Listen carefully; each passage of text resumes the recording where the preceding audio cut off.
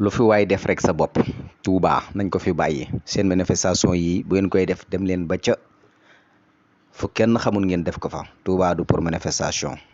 Touba dëkk l'islam la, dëkk bu tedd la, dëkku diine la. ku fi ñëw pour yàq yow yàq nga ko, yaay yàqu waaye du yàqu. 94 Walf Sénégal dellu si na di leen di siyaare mboolem kuy toppal 94 Walf Sénégal seen analyse chronique yoo xam te leen ko defal saa su nekk ci réew mi ak bitim réew.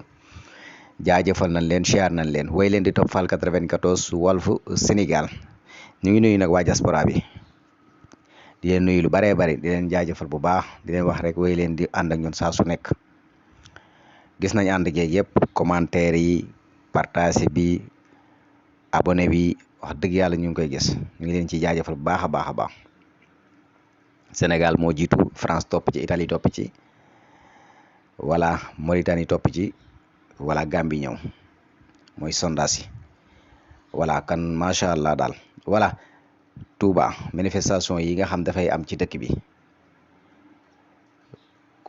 ku koy defati na fi bàyyi Touba, ndax Touba kat dëkk la boo xam ne nii amuñu usine, amuñu géej, amuñu dara, ci commerce rek la ñuy yëngu te doo leen mës a dégg. te tey lañ gën a sant, tey lañ gën a dund ak féex, tey lañ gën a jublu seen borom,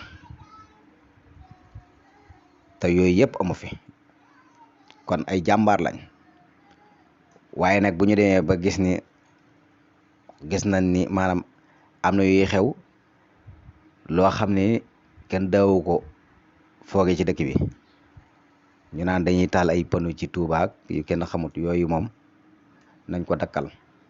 ku koy defit na la leer na sëkk alkandee ngi taxaw. buñ la ko waxee buñ la ko wut yëpp, parfois nga gis koo xam day fiturlu, wala koo xam day jéem a jaay fit wala jaay dëgër bopp, waaye na xam ne la muy def ci boppam boobu lay dal. dañ lay sarxe. Touba dëkkub diine la,